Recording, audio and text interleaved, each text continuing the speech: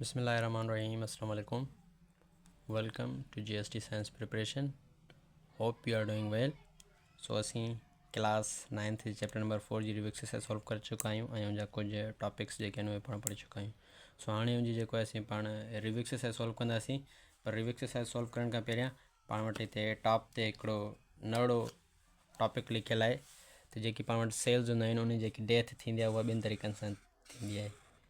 Sales जी death घणनि तरीक़नि सां थींदी आहे, ॿिनि तरीक़नि सां थींदी आहे. हिकिड़ो पाण वटि हूंदो आहे एपोप्टोसिस ऐं ॿियो हूंदो आहे पाण वटि नेक्रोसिस. एपोप्टोसिस जो मतिलबु आहे पाण वटि programmed cells death means already उन्हनि जी एज हिकिड़ी मुकमिल थियल आहे, तय थियल आहे त भाई हेतिरा ॾींहं हलंदा, उनखां बाद इहे ऑटोमेटिकली पाण वटि छा थी वेंदा, ख़तमु थी वेंदा. Which help in proper control of development. Means apoptosis पाण छा खे चवंदा आहियूं, प्रोग्राम्ड सेल्स डेथ मीन्स उहो अमल जंहिंमें पाण वटि सेल्स जी ऑलरेडी मौत तय थियल आहे, मीन्स उनजी एज हिकिड़ी मुक़ररु थियल आहे, त उन प्रोसेस खे पाण छा कंदा आहियूं, एपोप्टोसिस. उनखां बाद वरी ॿियो वरी पाण वटि हूंदो आहे नेक्रोसिस. नेक्रोसिस बि पाण वटि टाइप ऑफ सेल्स डेथ आहे, जेकी पाण वटि नेक्रोसिस थींदी छाजे करे आहे, cells death occurs by external factor or accidental cells death.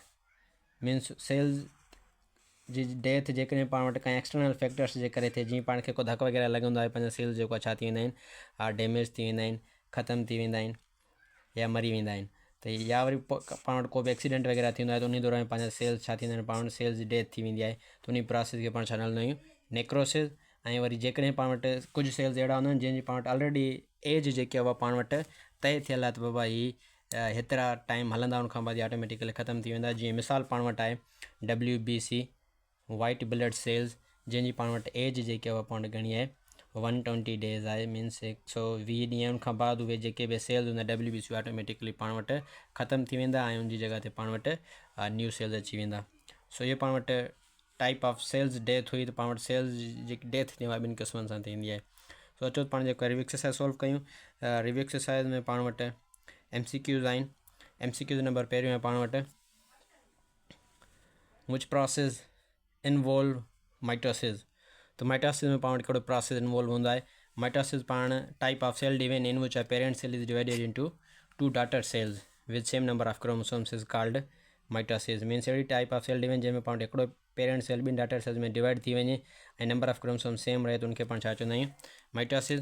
सो हिन में चए थो त माइटोसिस में कहिड़ो प्रोसेस हूंदो आहे, growth, reduction, division and asexual reproduction. Growth, repair and asexual reproduction, growth, repair and semi conservative replication. Option D में आहे growth, reduction, division and repair. जेकॾहिं पाण माइटोसिस ॾिसंदासीं त माइटोसिस में जेको पाण वटि हिकु त ग्रोथ थींदी आहे, रिपेयर थींदी आहे ऐं उन सां गॾु पाण वटि माइटोसिस दौरान पाण वटि छा थींदी आहे, एसेक्सुअल रिप्रोडक्शन थींदी आहे. सो हीउ जेको पाण वटि सवाल आहे उहो पाण वटि मैट्रिक ऐं एंट्री कैटेगरी में बि जेको आहे अची चुको आहे. त which process involve in mitosis. So growth, repair and asexual reproduction. उनखां बाद पाण वटि आहे वाट अकर्स इन मेटाफेज. त मेटाफेज में पाण वटि छा थींदो आहे, chromosomes line up on the equator of the cell, chromatids reach the pole of the spindle and chromatids separate and move to opposite poles. Chromosomes start to coil up and become visible. जेकॾहिं पाण ॾिसूं त पाण वटि जेको metaphase आहे, mitosis जो जेको पाण वटि छा आहे, मेटाफेज आहे. मेटाफेज दौरान पाण वटि जेके क्रोमोसोम्स हूंदा आहिनि उहे पाण वटि छा थींदा आहिनि, line up on the equator of the cell. Line up on the equator of cells means cells metaphase दौरान पाण वटि जेके क्रोमोसोम्स हूंदा आहिनि उहे पाण वटि इक्वेटर ते अची वेंदा आहिनि, सेल जे इक्वेटर ते अची वेंदा आहिनि, मीन्स सेंटर ते अची वेंदा आहिनि, मिडल ते अची वेंदा आहिनि. उनखां बाद पाण वटि आहे सिलेक्ट द मिसमैच्ड. त इन फेज़ में पाण वटि क्रोमेटिड्स मूव थींदा आहिनि, ठीकु आहे. प्रोफेज़, सेंट्रियोल्स मूव, इहो ई पाण वटि छा आहे, ठीकु आहे. त टेलोफेज़, न्यूक्लियर मेम्ब्रेन डिसअपियर. पाण पढ़ियोसीं त जेको पाण वटि न्यूक्लियर मेम्ब्रेन डिसअपियर थींदी आहे उहा पाण वटि पहिरें फेज़ में ई थींदी आहे. सो हीउ टेलोफेज़ त पाण वटि जेको लास्ट फेज़ आहे. सो हीउ जेको पाण वटि ऑप्शन आहे पाण वटि छा आहे, मिसमैच्ड आहे. बाक़ी जेके बि ऑप्शन आहे पाण वटि छा आहिनि, करेक्ट आहिनि. इन फेज़ में क्रोमेटिड्स मूव थींदा आहिनि, प्रोफेज़ में सेंट्रियोल्स मूव थींदा आहिनि ऐं मेटाफेज़ में क्रोमोसोम्स जेके आहिनि उहे पाण वटि लाइन अप ते अची वेंदा आहिनि. सो टेलोफेज़ में पाण वटि न्यूक्लियर मेम्ब्रेन डिसअपियर न थींदी, रीफॉर्म्ड थी वेंदी आहे। छा थींदी आहे पाण वटि?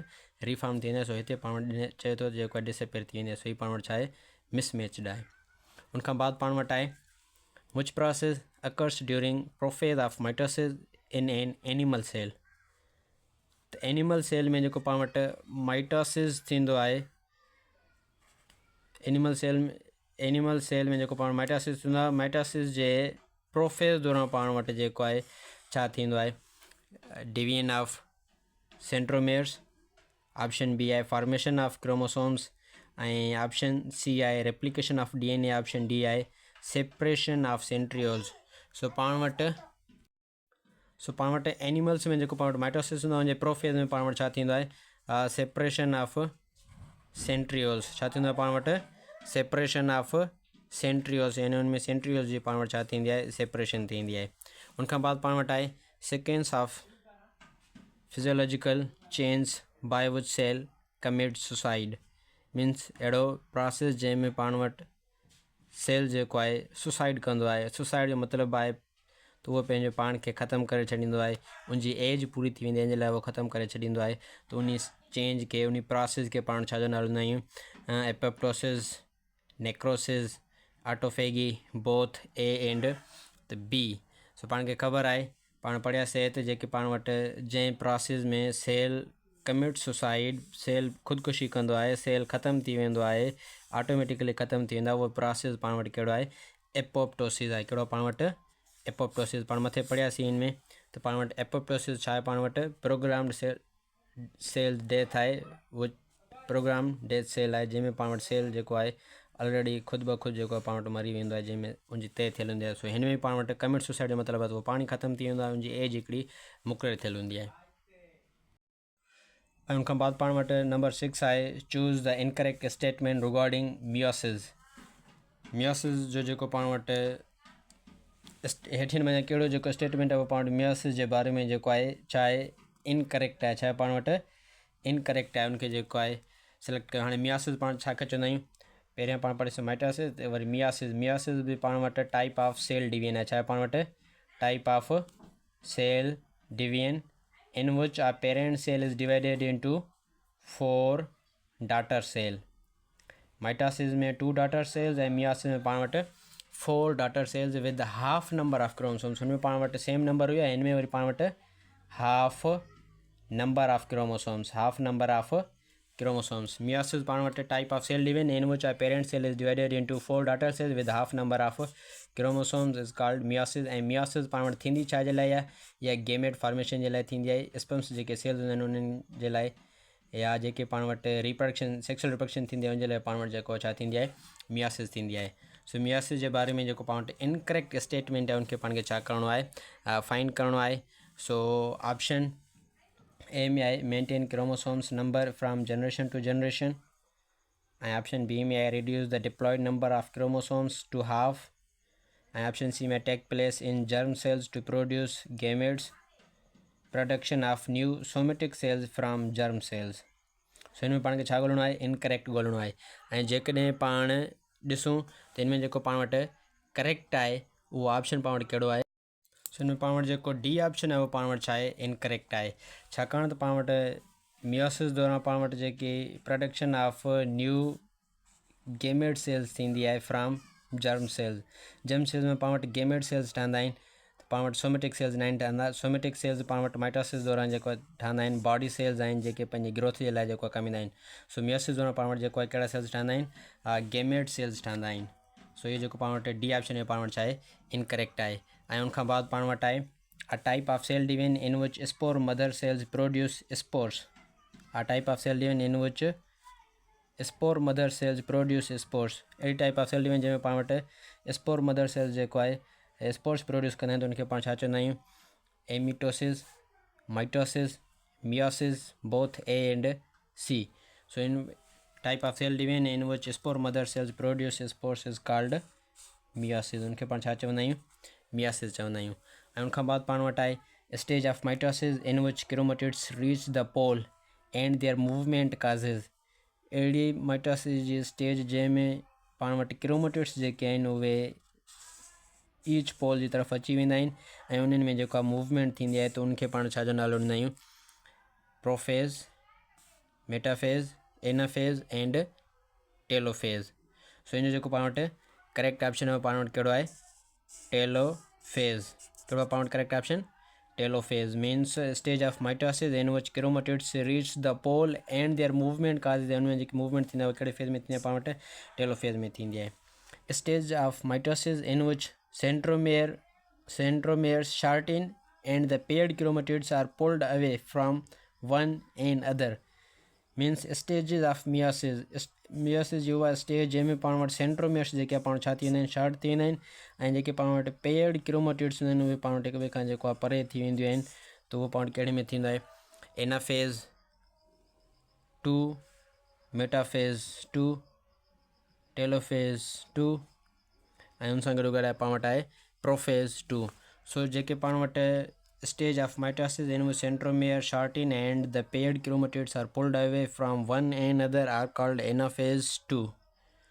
इनमें पाण करेक्ट ऑप्शन कहिड़ो आहे एनाफेज़ 2। जेको एनाफेज़ 2 हूंदो आहे उनमें पाण वटि जेको आहे सिस्टर क्रोमेटिड्स जेके शॉर्टन थी वेंदा आहिनि हिक ॿिए खां जेको आहे वे थी वेंदा आहिनि। हाणे पाण वटि जेको मियासिस हूंदो आहे उनमें पाण वटि मियासिस 1 बि थींदो आहे मियासिस 2 बि थींदो आहे। इन जे लाइ पाण वटि मियासिस 1 में बि साॻियो पाण वटि एनाफेज़ 1, प्रोफेज़ 1, मेटाफेज़ 1, टेलोफेज़ 1 थींदो आहे ऐं मियासिस 2 में वरी साॻियो पाण वटि प्रोफेज़ 1, प्रोफेज़ 2, एनाफेज़ 2, टेलोफेज़ 2 ऐं एनाफेज़ 2 बि थींदो आहे। सो हिन में पाण जेको करेक्ट ऑप्शन आहे पाण कहिड़ो आहे एनाफेज़ 2 में जेके पाण वटि सिस्टर क्रोमेटिड्स हूंदा आहिनि या सेंट्रोमियर्स जेको पाण शॉर्ट थी वेंदो आहे ऐं सिस्टर क्रोमेटिड्स जेके हूंदा आहिनि हिक ॿिए खां परना थी वेंदा आहिनि। उनखां बाद पाण वटि आहे phenomena in which pair of homologous chromosomes fail to separate called. अहिड़ी फिनोमिना जंहिंमें पाण वटि होमोलॉगस क्रोमोसोम्स जेके हूंदा आहिनि उहे फेल्स थी पवंदा आहिनि टू सेपरेट मीन्स हिक ॿिए खां सेपरेट न थी सघंदा आहिनि उन फिनोमिना खे पाण छा जो नालो ॾींदा आहियूं phenomena in which pair of homologous chromosomes fails to separate called. तो उनखे पाण छा चवंदा आहियूं नॉन डिसजंक्शन ऑप्शन बी आहे टर्मिनलाइजेशन, ऑप्शन सी में आहे साइनेप्सिस ऐं ऑप्शन डी में आहे लिंकेज। सो ही MCQs तव्हांजे लाइ आहे ते पाण अहिड़ी फिनोमिना जंहिंमें पाण वटि होमोलॉगस क्रोमोसोम्स जेके आहिनि उहे हिक ॿिए खां सेपरेट थियण न थी सघंदा आहिनि फेल थी पवंदा आहिनि सेपरेट थियण खां त उन फिनोमिना खे पाण छा चवंदा आहियूं। So thank U for watching.